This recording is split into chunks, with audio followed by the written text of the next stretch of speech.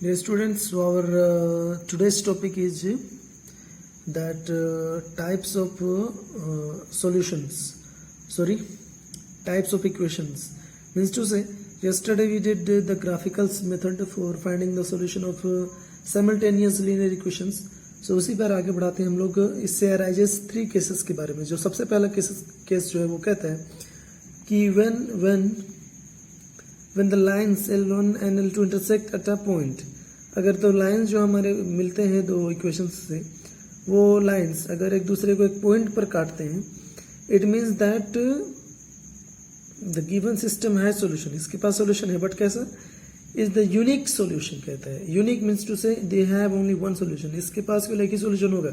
Means to से x and Y के values बस एक ही होंगी, एक्स का एक और वाई का एक. इसके अलावा ऐसा कोई भी एक एक्स और वाई के लिए नहीं होगा वैल्यू जो कि इसको सेटिस्फाई कर सके. मीन्स टू से अगर जो लाइंस ऑब्टेन होते हैं वे एक पॉइंट पर एक दूसरे को काटे, मतलब समझ जाइए इसका यूनिक सॉल्यूशन है, एक ही सॉल्यूशन होगा, अद्वितीय हल. केस नंबर 2 पर आते हैं हम लोग. When the lines L1 and L2 are coincident कहता है. कोइंसिडेंट मीन्स टू से संपाती हो जाएंगे. संपाती कहने का तात्पर्य है दोनों लाइंस जो होंगे एक के ऊपर ही मतलब आ जाएंगे, सम आ जाएंगे, एक दूसरे को ढक देंगे. तो इस तरह की कंडीशन आएंगे, ऐसा ग्राफिकल सॉल्यूशन हमें मिलेगा तो समझ जाइए कि it has infinitely many solutions. इसके पास असीमित हल हैं, है ना, बहुत सारे हल हैं जिसकी आप काउंट नहीं कर सकते, गिनती नहीं कर सकते, गणना नहीं कर सकते. सो आई रिपीट, पहले के 2 केस हमने देख लिए अच्छे से. की कहता है अगर इंटरसेक्ट करे तो समझ जाइए एक ही सॉल्यूशन होगा. अगर एक के ऊपर दूसरा लाइन भी आ जाए तो समझ जाइए कि इसके बहुत सारे सॉल्यूशंस हैं. और तीसरा केस जो कहता है कि अगर ये दोनों लाइंस पैरेलल हो जाते हैं, तो पैरेलल कहने का मतलब एक जो है इस तरह के सॉल्यूशन आपको फिगर मिलेंगे इस तरह के ऐसे, तो समझ जाइए कि इसके कोई हल नहीं होगी, कोई solution, they have no solutions. और इस कंडीशन में जो सिस्टम है इक्वेशंस का वो कहलाएगा इनकंसिस्टेंट, असंगत कहलाएगी. ओके, सो समरी ध्यान से देख लीजिए एक बार. यूनिक सॉल्यूशन तब होगा जब ग्राफ लाइंस जो है वो इंटरसेक्ट करेंगे एक पॉइंट पर. ओके, और बहुत सारे हल तभी होंगे, सॉल्यूशन तभी होंगे जब वे कोइंसाइड करेंगे, मतलब एक के ऊपर दूसरा लाइन आ जाएगा. और कोई सॉल्यूशन नहीं होगा मीन्स टू से ये इनसॉल्यूबल हो जाएगा, कहने का मतलब इनका कोई सॉल्यूशन ये नहीं होगा. ये तब जब ये लाइंस पैरेलल होंगी तब. तो ये कंडीशन को याद रखना है. स्टूडेंट्स, एक इस तरह के क्वेश्चन होंगे, जरा देखिए ध्यान से. Example number 3, solve the following system of linear equations graphically कहता है. इसे कैसे सॉल्व करना है? ग्राफ के मेथड से, है ना. तो ग्राफ के मेथड से जब सॉल्व करना है देन डोंट वरी. बट उसके बाद जो दूसरा कहता है, but the second portion says that determine the vertices of the triangle formed by the lines representing the above equations and the y-axis. दूसरा हिस्सा जब कहता है कि जो लाइंस है और वाई एक्सिस, इक्वेशन के लाइंस और वाई एक्सिस के ऊपर जो ट्रायंगल बन रहा है उसका वर्टाइसेस ढूंढो. देन ये काम थोड़ा सा अलग है और नया है.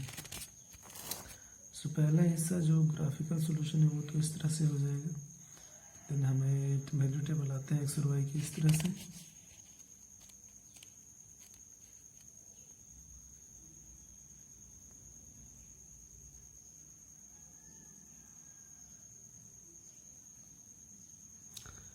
देन ये कहता है कि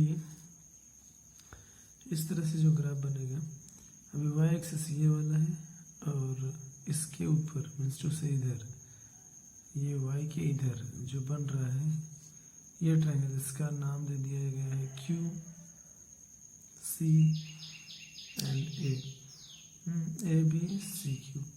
देन इसका एरिया ढूंढना है, वर्टाइसेस ढूंढना है. तो वर्टाइसेस जो शीर्ष होते हैं तो ए सी एंड क्यू, ये यहाँ से दिख रहा है, यहाँ से दिख जाएगा, और यहाँ से ये 0 - 4 होगा, 5 0 एंड 0 3.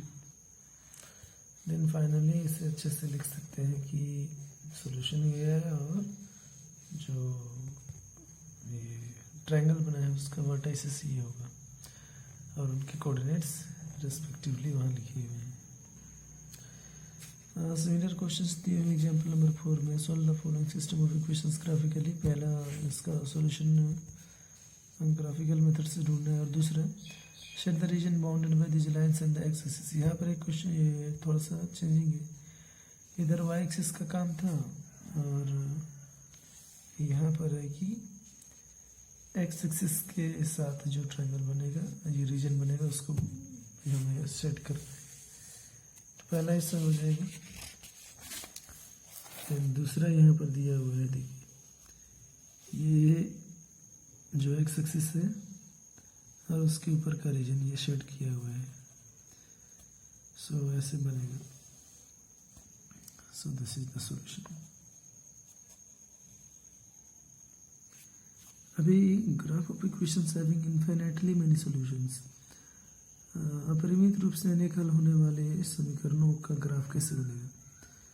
तो इनमें हमने पढ़ा था कि लाइंस जस्ट कोइंसाइड, एक दूसरे के ऊपर ओवरलैप करते हैं, एक ही में दूसरे समा जाते हैं।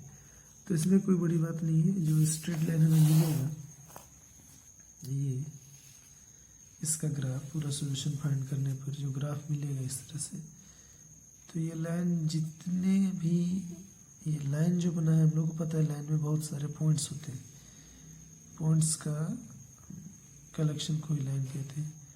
तो इसके हर एक पॉइंट इसका सॉल्यूशन होगा। हम लोग चेक कर सकते हैं, किसी भी पॉइंट पर हम लोग मार्किंग करेंगे और उसके कोऑर्डिनेट्स मिलाएंगे, ढूंढेंगे एक्स एंड वाई में, और उसको इक्वेशन में पुट करेंगे तो वो सेटिस्फाई करेगा। कहने का मतलब इसके बहुत सारे सॉल्यूशन इसलिए होते हैं, मतलब ये पूरा का पूरा लाइन ही इसका सॉल्यूशन है।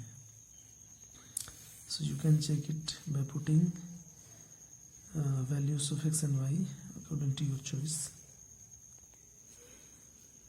And question number 7, example number 7 जो बतला रहा है graphs of equation having no solution, जिसका कोई सॉल्यूशन नहीं होगा उनका ग्राफ कैसे बनेगा। तो ये इनकंसिस्टेंट हो गया, संगत। तो इसको भी सॉल्व करेंगे तो देखेंगे कि इसका जब ग्राफ आएगा इस तरह से, तो ये जो ग्राफ होगा ये इसमें लाइन इंटरसेक्ट ही नहीं करेंगे, ये पैरेलल हो जाएंगे। पैरेलल कहने का मतलब इसमें कहीं पर काटेगा ही नहीं, तो फिर सॉल्यूशन कहाँ से मिलेगा। अगर स्ट्रेट लाइन मिल रहा है, इसका सॉल्यूशन रखते हैं तो ये इस इक्वेशन को सेटिस्फाई वाले करे, बट इसको नहीं करेगा। इसका वाला इसको करेगा लेकिन इसको नहीं, तो ये सॉल्यूशन नहीं होगा, इसलिए इसका नो सॉल्यूशन होता है, पैरेलल लाइन से इंटरसेक्ट नहीं कर रहे। सो कम टू द एक्सरसाइज, इसमें वैसे ही क्वेश्चन है 1 से 10 तक तो बन जाएगा, ग्राफिकल सॉल्यूशन ढूंढना है। बट इधर कहता है कि solve which of the following given equations graphically इसको सॉल्व करना है, ढूंढना है। बट सेकेंड पोर्शन कहता है find the vertices and area of the triangle formed by this lines and the X axis. अब इधर थोड़ा सा ट्विस्ट है कि जो एक्स एक्सिस के साथ ट्राइंगल बनेगा ग्राफ में, उसका एरिया भी ढूंढना है और वर्टाइसेस भी। तो वर्टाइसेस तो हो चुका है, एरिया ढूंढने के लिए हम लोग क्या करेंगे देखते हैं। जैसे इस तरह के क्वेश्चन रहेंगे अगर, तो उसमें जो ऐसा ऑब्टेन हो इस तरह का ये ग्राफिकल फिगर, तो उसमें क्या करेंगे कि ये हम लोग को पता है एरिया ऑफ ट्राइंगल होता है हाफ इंटू एल्टीट्यूड और हाइट इंटू बेस। तो अगर ये ट्राइंगल है तो इसको हम लोग बेस मानेंगे। तो यहाँ से यहाँ तक जो इसका डिस्टेंस है उसे मेजर करेंगे। जैसे ये 1 2 3 4 5 6 7 8 9 10 11 12, ये इधर से भी काउंट कर सकते हैं या फिर इधर से भी। तो 12 यूनिट्स हो गए इसके बेस का लेंथ, और इसका एल्टीट्यूड हो जाएगा 1 2 3, जो से 1 2 3 यूनिट्स इसका हाइट हो गया, एल्टीट्यूड हो गया। फिर इसका एरिया हो जाएगा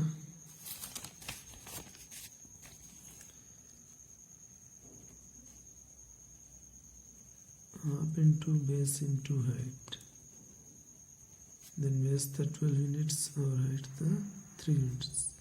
तो एरिया हो जाएगा स्क्वायर यूनिट्स में, देन 2 6 12, देन 6 3 18 स्क्वायर यूनिट्स हमारा इसका एरिया हो जाएगा 18 स्क्वायर। सिमिलरली क्वेश्चन नंबर 16 बनेंगे, बट इसमें थोड़ा सा डिफरेंस है कि यहाँ पर एक्स एक्सिस के थ्रू के साथ लेना था, इसमें वाई एक्सिस के साथ। सेम प्रोसेस है।